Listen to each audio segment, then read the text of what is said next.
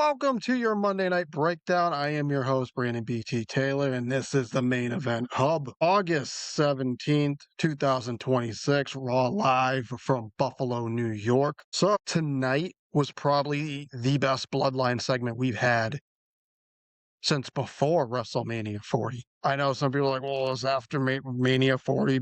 No, this is before. I'd go probably since the Sami Zayn hitting Roman with the chair rumble. Like that was a really, really good segment tonight. And grant it gets you hyped for LA Knight. It established clear as day the Bloodline are heels. Maybe not Jacob. Jacob's in between. Kind of saw a little bit of the teaser there.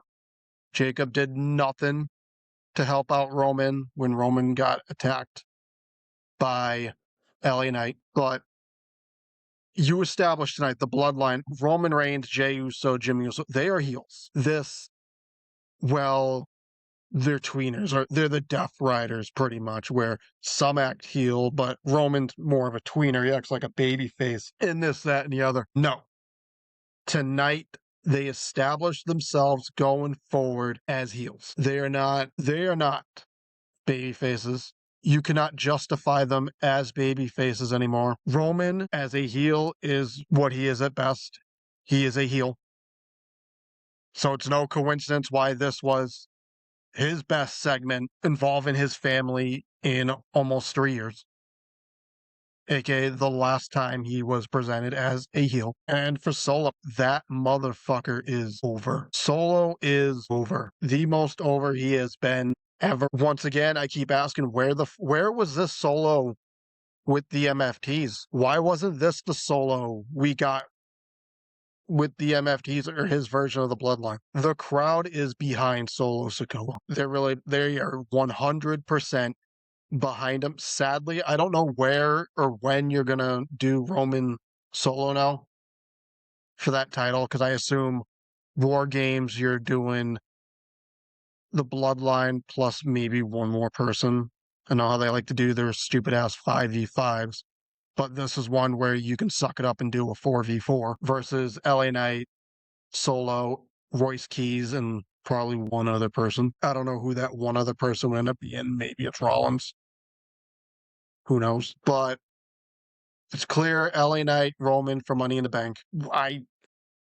I mean, if you listening may disagree, who the heck knows? I don't think anyone here believes LA Knight is walking out of Money in the Bank with that World Heavyweight Championship at all. No way, no how. I find it very hard to believe anyone sees it. You may want it.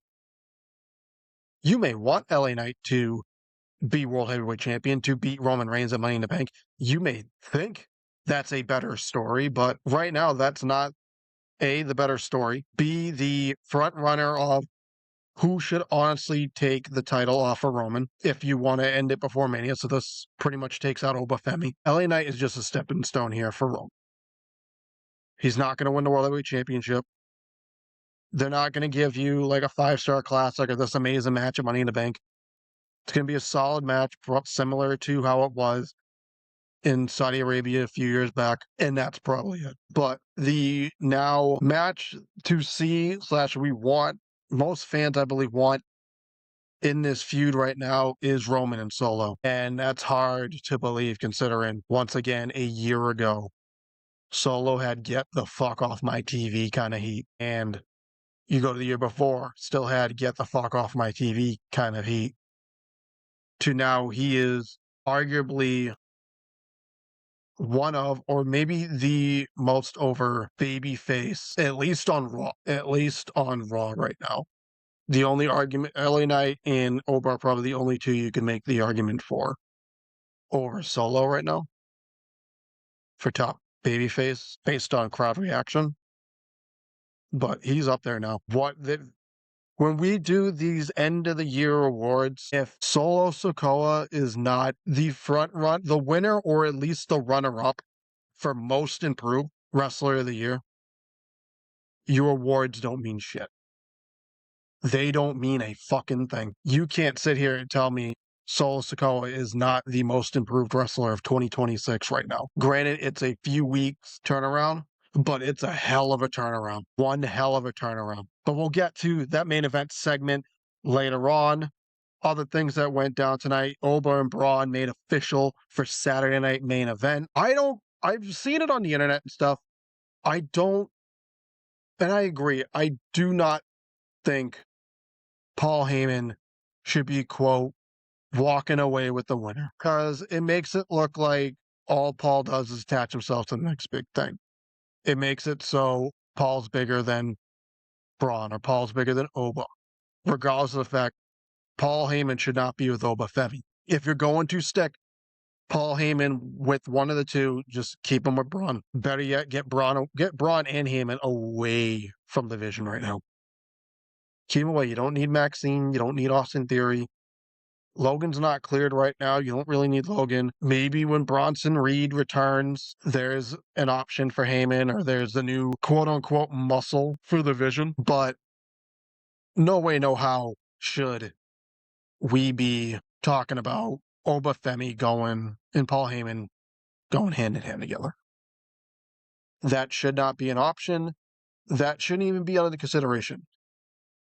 You have Cody and Randy that night. You have Braun and Oba that night. Braun and Oba should main event over Cody Rhodes and Randy Orton. And I get it. I get it. Cody and Randy just main evented night one of WrestleMania this past year. But the bigger match on that card, and probably the biggest reason most people are going to watch Sunday night main event, is going to be Braun versus Oba. Give them the main event. Give them the main event. So, like I said, Raw tonight live from Buffalo. We kicked it off to Stephanie Victor. That says she's here for one reason. That's to reclaim her title. Calls out Liv Morgan. Liv comes out with Raquel and Roxanne. Liv called back to what Becky said a few weeks ago. Liv was setting the division back years. Liv's response: she does not care about the hard work of the woman that came before or after her. She's a champion for herself. And as long as she's champion, Stephanie and Becky will never be.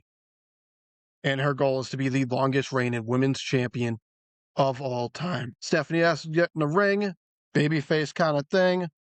Judgment Day surround her in the ring, attack Stephanie Victor. Liv and Raquel bounced out of the ring. Liv attacks, Stephanie gets the upper hand. Raquel and Roxanne come back in the ring, beat up Stephanie. And then Becky Lynch's music hit. Becky Lynch comes out. Becky and Stephanie clear the ring. And we get, for the third straight week, a Stephanie and Becky face-to-face. And then Liv takes Becky out of the ring and sends her in the ring post. And Stephanie gets attacked by Roxanne, Pop Rocks. And the Judgment Day ends up standing tall at the end of this segment. So I believe that, and I think this will end up being the main women's match for Sunday night main event, Becky versus Liv versus Stephanie in a triple threat match for the title. If you're not doing that, it'll probably end up being Becky versus Stephanie, number one contendership for Liv. I mean, I'm not really looking forward to another Liv and Stephanie matchup. I'm not even looking forward really to a Becky Liv matchup. I'm more interested in Becky versus Stephanie right now than I am any possibility with Liv. I do not think Liv has been a good champion at all. And people are going to say, well, she's being a heel. That's her job. She's not a good champion. I don't know what it is with the regime of Triple H, especially when it comes to the women. They'll have one good reign and then they'll get it back, and then the second reign will be complete ass. Rhea hasn't had one good reign as champion since she was forced to vacate. Actually, fuck that. Before she had to vacate, when she lost the title to Liv at SummerSlam. Liv had a good title reign the first go around. This go around, it hasn't been good at all. But Jimmy and Jay have Solo with them. They go into the Tribal Chiefs locker room where Roman Reigns is quote-unquote awaiting them. So we had the commercial break, and then we randomly have a match that was set up during the commercial break between Javon Evans and JD McDonough. This okay match, okay TV match, mainly used to make Javon look good. Javon hits the OG cutter, 1, 2, 3. He picks up the win. I mean, fine match, nothing really to write home about. It's not a match where you're going to sit back and be like, I'm going to rewatch that tomorrow or whenever, but it served its purpose. Gave Javon a win, made Javon look good. Judgment Day still doing a little heelish kind of shit. But calls out Big Cass. That is Javon. Attacks Evans, beats him off. Oh, wow, that came off terrible. Evans jumps through the ropes, takes him down. Dom decides to send Evans into the ring post. Cass recovers and then takes out Javon Evans. So to kind of look like Graves here, he hasn't been really impressed with Big Cass for obvious reasons. His commentary has shown it that it's beyond that it's personal reasons why he's barely doing his job as a commentator with Cass. But we're like 3 weeks in with Big Cass and his return, and so they're losing me. They're losing me.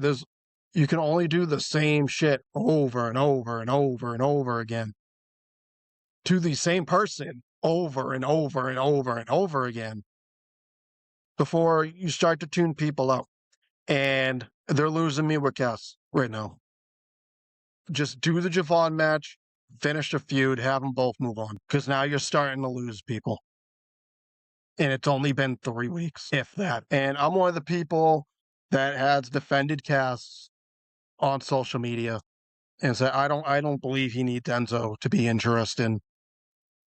We're 3 weeks in, and that takes so far cold as shit. He might need Enzo. He might, because he doesn't come off to me right now as this, I want to see Big Cass get the living shit beat out of him. I want to see Big Cass lose as this, major heel, this monster heel that you just want to see get beat. I don't feel that way with Big Cass. I don't care with Big Cass. And we're 3 weeks in, only 3 weeks in with Big Cass, and they're losing me. And I doubt I'm the only one. Seriously doubt I am the only one they have lost to with this. But after that, we get some recaps of the Luchador tournament to crown the #1 contender for the World Heavyweight Championship. This, I will give WWE this. Last week, the presentation and explanation of making us care about the AAA guys that are in this tournament, they did pretty much nothing when it came to Laredo Kid. This week, not to where it should be. Don't get me wrong, it's not where it should be. But they gave us a little tiny bit of interest into why we should kind of care about these guys. Example, El Fiscal. They gave him pretty much the video recap. The video before explained how big this opportunity is, the biggest opportunity of his career. And granted, I don't think any AAA guy is going to win any match in this tournament. And we'll get up to the Dragon Lee and Dr. Wagner Jr. match later on. But you had a real chance here. You did have a real chance. You could have given someone that's actually in AAA. And I know the argument's going to be, well, Ray Phoenix. Dragon Lee, no offense, didn't need the win. You didn't need to give Dragon Lee the win because Penta's going to beat La Parca next week. You didn't need to give Dragon Lee the win. Ray Phoenix makes sense. Fine. But you could have thrown AAA a bone. Made one of their guys win a match on Monday Night Raw. And Ray Phoenix doesn't really count. He's technically a SmackDown superstar. I don't know. But this was a good match. I liked it a lot. I care a tad bit about Fiscal. Yeah, I'm definitely butchering the name, and I apologize to anyone who listens to this or watches this later on YouTube. But, and if you are watching on YouTube, mainly video issues here, which is why you're only getting the Monday Night Breakdown logo here tonight. That will be fixed hopefully later this week when I do the Dynamite Breakdown and then the Friday Night SmackDown Breakdown. Big one this Friday night with Kevin Owens and CM Punk. Might turn that one into a live watch along. Maybe. Who knows? But Ray Phoenix picked up the win here. Solid match. And I want people to really think about, did you come out of this match caring about the AAA representative in this match? Did you care about El Fiscal? I did a tad bit, which is a hell of a lot better than what happened last week. But I don't think most people truly walked out of this match giving a shit. I don't think we gained any new Fiscal fans here. Fiscal. I do not believe he gained any new fans. But hey, we'll see. Who knows? Who knows? We go to Kathy Kelly in the back with Stephanie Vicker talking about her match next week, her first match back since WrestleMania, which will be against Roxanne Perez. Becky Lynch comes up, lets Stephanie know that she's her biggest problem, and she's sure the Judgment Day won't interfere in her match next week, very sarcastically saying that. And then we get a Lyra Valkyria video promo where Lyra tells Sol that Sol Ruka will crash and burn, and she will get her title back, Lyra. So we're on to Sol Ruka versus Lyra Valkyria here. This was one of the better women's matches we have had on TV in a while. Granted, it wasn't one of those oh, this is a match of the year. Like, you gotta go watch this match. But for all of women's wrestling, for Raw, NXT, SmackDown, Dynamite, Collision, etc., this was a good match. This was a good match. I enjoyed it. I don't think Sol should have won. You have Lyra that's in the middle of a character change, and you're trying to get that character change over. Just because she took out Bayley doesn't mean you could turn around and start having Lyra lose. Just because she beat Bayley in 2026 does not mean much anymore. Bayley has not been a top star in the women's division going on almost 3 years now. This is not pandemic Bayley that she beat. Bayley has not been looked at or viewed as a top star, a top female star in WWE in quite some time. They are sadly mistaken if they think just because Lyra beat Bayley and potentially ended Bayley's WWE career, that means, okay, that's good enough. She's over as a heel now. No. She needed to win this.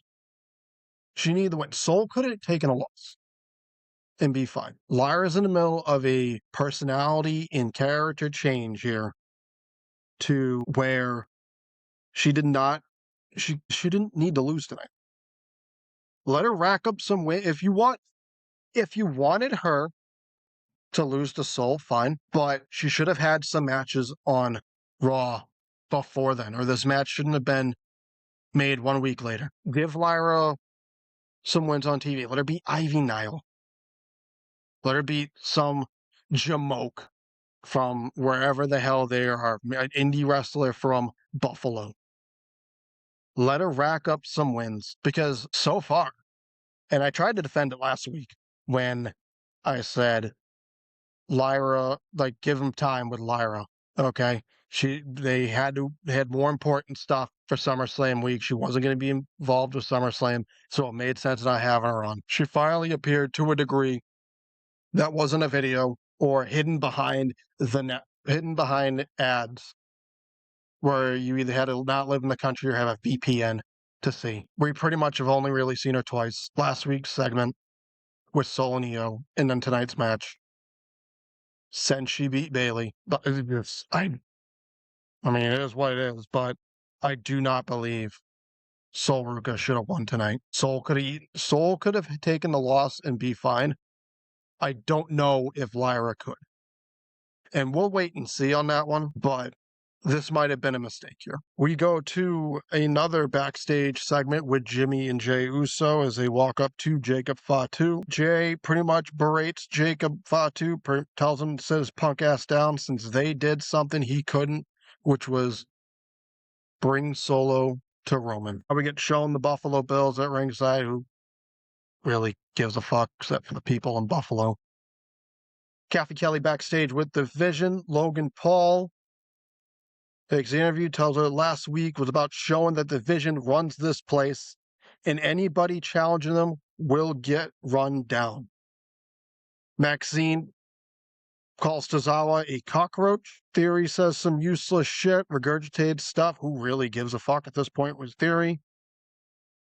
And then Braun Breaker says that anything he has to say about Oba Femi will be said to his face. Breaker makes his way in the ring. He knows that Oba is back there. If Oba wants to be the future of the WWE, he can take it from him right now. And out comes the Oracle Paul Heyman. Talks about he knows it's wise to figure out who is the future of the WWE. Braun wants Heyman to tell him who he thinks the future WWE is. And then boom, Oba Femi's music hits. Fans chanting Oba. You got the Braun Breaker barking noises happening. Strut to the ring. Breaker stares him down. Oba tells Braun he is asking stupid questions. They all know who the future of the WWE, who the future is. The fans. Brock. Everybody knows who the future of WWE is. It's Oba Femi. And that Braun could take it up with him any day, anytime. Braun asks for right now. Paul says if he takes one more step towards Oba, he takes a permanent step away from him. Paul Heyman protecting Oba here.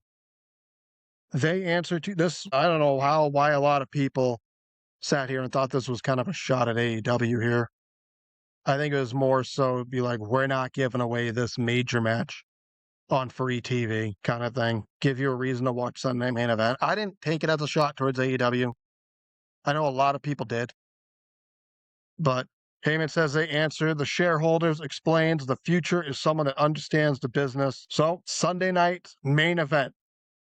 The hometown of Braun Breaker in Atlanta. Oba Femi versus Braun Breaker. We will find out who the future of WWE is. Interesting nugget. Braun exits the ring and he sees Paul shake Oba Femi's hand after. Well, now we're on to the next. Actually, we'll put a little pin on the World Heavyweight Championship Lucha tournament right here. I want to take a little bit more time and kind of get into the Braun Breaker Oba Femi thing. Like I said earlier, they're the biggest match happening at Sunday Night Main Event. It's bigger than Cody and Roman. Cody and Randy. It's going to be bigger than probably the tag team match you're going to get between the Usos versus LA Knight and Solo Sikoa, which will probably be added to that event. That Oba versus Braun should be your main event of that show. It is the biggest non-title match you can make right now in WWE. I believe Braun Breaker should win that match. I think Braun needs the win a hell of a lot more right now than Oba. Will it help Oba tremendously if he beats Braun? Yeah, but Braun is someone that has spent, since his return from injury, he's just there. Just another guy. And you have a chance here to legitimately get him back to that pedestal that we all had him on before his injury. I know people go, well, Oba shouldn't be losing. He just dominated Brock Lesnar. How are you going to justify? That's why Braun should win. Oba can take the loss. Hell, you can even give Oba the win back at Money in the Bank if you want, if you choose to do a rematch at Money in the Bank. Braun Breaker should win at Sunday night's main event. Oba's fine right now. Oba can take a loss. And I think it's probably smarter for Oba to take a loss to Braun Breaker now than in the potential that you go on and you pretty much have Oba run through everyone to face Roman, and then he faces Roman, and then you're sitting there like, how you beat Oba? You don't have anyone to beat Oba. No one that's active can beat Oba. You don't need Oba as this unbeatable monster, and you could have Oba get his win back soon after. But for this matchup, Braun needs it. Braun needs it a hell of a lot more right now. And you're not going to hurt Oba if he loses, because you're not squashing Oba. Granted, you're not putting on a 5-star classic between these two either. Just get Braun the win. You could have it be a little bit screwy. Maybe Heyman alters the finish, or Heyman has some sort of say in it, or whatever, tilts the scale a bit. But Braun Breaker should win at Sunday night's main event. Braun Breaker needs the win more than Oba Femi here at this event, and I do not believe it's really debatable there on who needs the win more. But this should be your main event, Sunday night's main event. I can honestly see a lot of people tuning out of Sunday night's main event if this match is what's kicking it off, because Cody and Randy. They're not, I don't think a lot of people are still sold on that feud. I don't think a lot of people are still, hey, we want to see that match still. We're interested in this feud still. I don't see it. I don't see it from people. Wherever it's online, crowd's obviously going to be over on it. Crowd loves Cody. Crowd still loves Cody. But I think from your online, where most of us, all of us fans for the most part, connect, I don't think most people are still attached to this feud. They don't care about this feud, which is something I did warn. You're not, this Cody Randy stuff is not going to be what you think it's going to be. And it has nothing to do with Pat McAfee. Pat McAfee did not ruin this feud, because this feud was pretty much done the week after Randy beat the shit out of Cody. That has nothing to do with Pat McAfee. You're pretty much there climbing a massive mountain right now to try and get this feud to be really good. Because already the stink of it, and a lot of people, once again, blaming Pat McAfee. This feud was not good before McAfee was even involved. Randy Orton is not the same guy anymore. He's just a name right now. That's all he is. He's a name. He's a name. He's Chris Jericho. He's pretty much Chris Jericho. Granted, he's not as egregious as Chris Jericho. And I'm not saying, well, whatever Randy does sucks, because that's pretty much what Jericho is right now. But Jericho's just a name right now. He's just a name. And that's Randy Orton right now. Granted, I think Randy probably has more better matches, even with his shit back, left in him than Jericho does. But that's what Randy is right now. He's just a name. He has not shown anyone anything in the last, we'll go since he returned from his initial back injury, that he is a main event guy still. That he is this, you can give him the world title and he can give you a few month reign. His body can't hold up. It really can't. That's why he was off TV, allegedly. That's why WWE randomly has him on TV for like 4 months and takes him off for like 5. He can't do it anymore, and it's not his fault. But as of right now, he's just a name. This is probably a very hot take. I'm not saying he's the quality of Jericho. I am not saying that. Chris Jericho is god-awful, the worst part of wrestling weekly, whenever the hell he's on TV at this point. But I'm talking about major star who really doesn't have anything left in the tank and is just playing out the final holes here. He's already got his green jacket. He's got his first ballot Hall of Fame where he's set in. We're just swinging. We're just playing the final holes. Randy Orton's just a name right now, guys. Do I wish I'm going to be wrong? I wish I'm wrong on this. I really do. I like Randy. I was a fan of Randy growing up. But just like The Undertaker at the end. Jericho now. I want to say Goldberg, but he always sucked in the ring. There comes a time where your favorites are just names at this point. The name value of Randy Orton, the name value of The Undertaker, the name value of Chris Jericho. They're just names. And unless they're actively being a detriment to the product, like Taker was at WrestleMania against Roman, or Jericho now, you really shouldn't expect much. You shouldn't be begging for world title reigns with them at this stage of the game. But yeah, this is a Monday Night Review. We're talking about Randy Orton. Now we'll get back to the Lucha Libre tournament here. Dragon Lee explains how Lucha Libre is a part of his legacy and he is the evolution of Lucha Libre. Dr. Wagner talks about how Lucha Libre is part of his family. His mask is his legacy. Pretty much they said the same shit, but I'm going to continue asking this. Do you walk out of this match caring about Dr. Wagner? Maybe.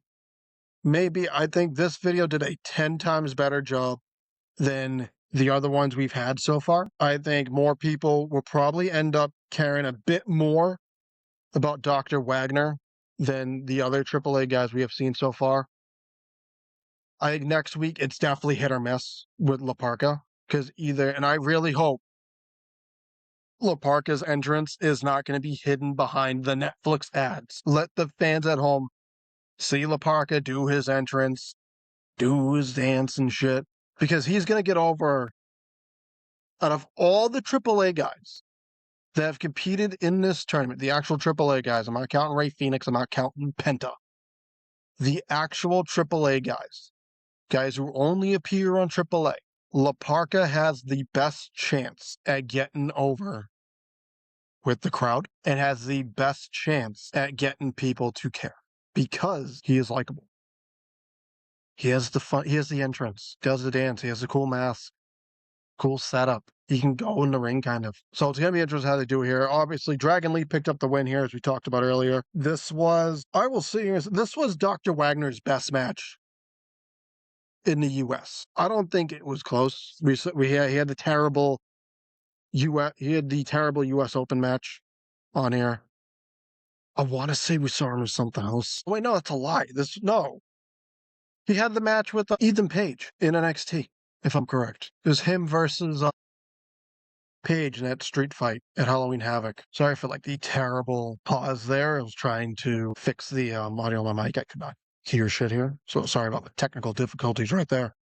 But yeah, aside from the Day of the Dead match with Page at Halloween Havoc, this was probably one of the best showings Wagner had. Once again, I don't think anyone walked out of this match with Wagner and thought, I'm going to watch AAA so I can see Dr. Wagner Jr. I don't. And this is becoming an issue with this tournament right now.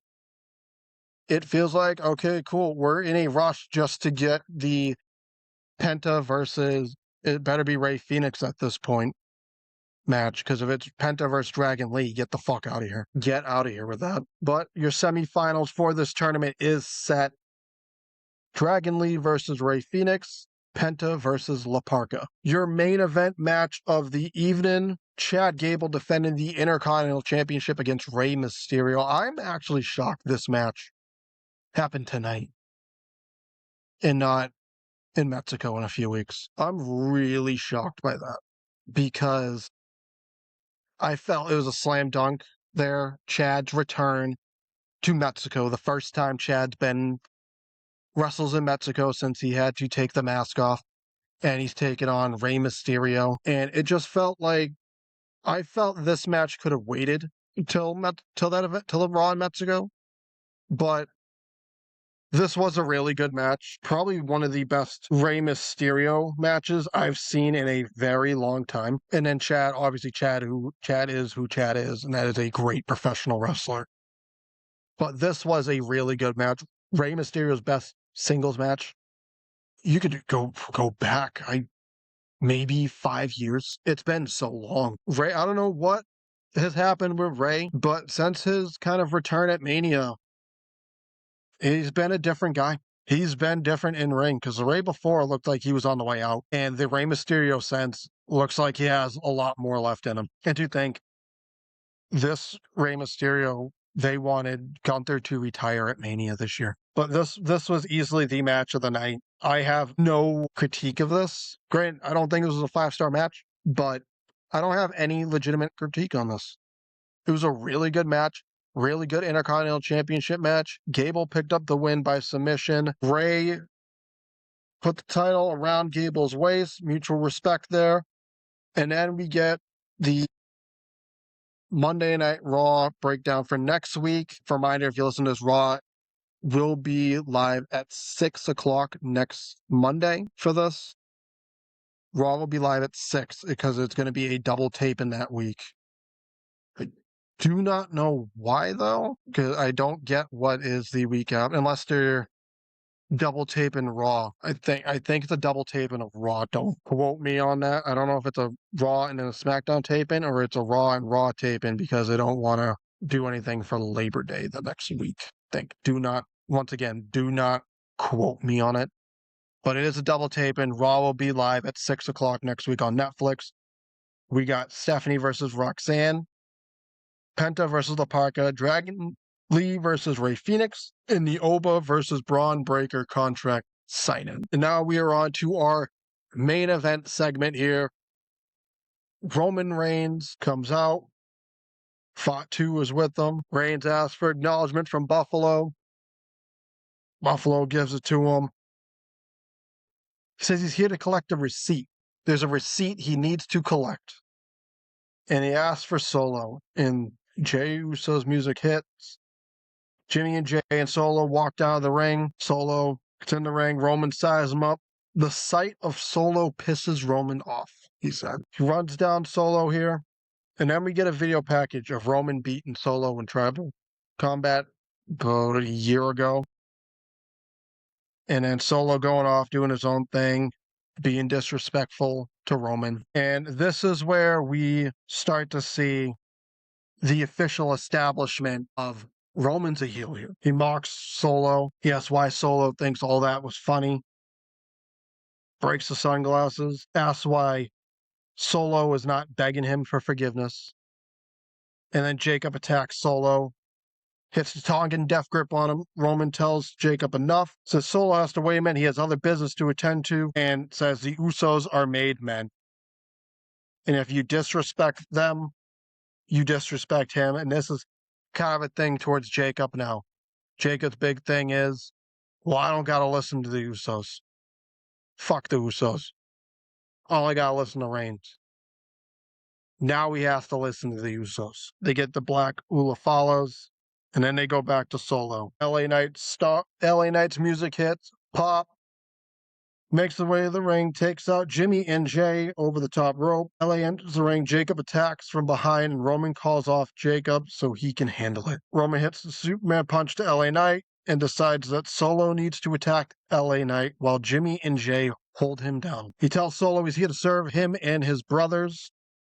And just as when we all think Solo is about to hit Roman with a Samoan spike, LA Knight with a Samoan spike, he turns and hits Roman. Jimmy and Jay don't know what to do here. Jimmy gets sent over the top rope. Jay gets hit with the BFT by LA Knight. LA and Jacob face off in the ring, and Jacob doesn't do a damn thing. Why? Because Roman told him, don't do shit. Don't touch LA Knight. Don't touch Jacob Fatu. Soul Sikoa. Roman charges at LA Knight, and then Roman gets hit with the BFT as Jacob Fatu watches on. LA and Solo walk out of the ring, and that is the end of your Monday Night Raw tonight in Buffalo. Once again, this was the best segment involving the Bloodline in a very long time. Before 40. Do I think, I don't know straight up with this where you honestly go. You're doing LA Knight and Roman at Money in the Bank. Roman's going to win. And then you're doing War Games. Obviously, you have Solo, LA Knight, Voice Keys will be a part of the War Games match. They need a fourth. They'll probably do a fifth. I'm hoping they don't do 5, because if they do 5, then they maybe start to tease Zilla Fatu coming up. And it's kind of his development will be best under his family members kind of thing. But this was a solid episode of Monday Night Raw here tonight. I don't have much complaints. This wasn't a great show. Wasn't a terrible show. It was just there. It was an okay show tonight. Could have been better, yes. But when you don't really have a major event you're kind of building towards right now, you're kind of in that waiting period till you get to the Money in the Bank build-up. You can kind of have shows like this and be acceptable. That's why last Wednesday it wasn't acceptable for AEW to have the show they had that close to All In. But that's tonight's show. The MVP of tonight, I'm going to give it to Chad Gable. Chad Gable was tonight's MVP of Monday Night Raw. Great match tonight with Rey Mysterio. Brought Rey Mysterio back 10 years, 15 years tonight. MVP from the women's side, I guess you'd have to give it to Soul. Soul won a match tonight. That's, I guess, what you do there. But those are the top 2 in-ring people tonight for Monday Night Raw. If I had a star rate tonight's show, I'd give it probably a solid 3, maybe 2.5, average Joe. But that is your Monday night breakdown here on the Main Event Hub. I'll be back Wednesday for the Dynamite breakdown, your AEW Dynamite review show. And then we got SmackDown, the SmackDown review show, which I will combine it this week. I didn't do it last week because of issues, but this week it will be combined with some Death Before Dishonor thoughts also. But this is your Monday Night Breakdown. I am Brandon VT Taylor, and I will see you later on in the week. Thank you and good night.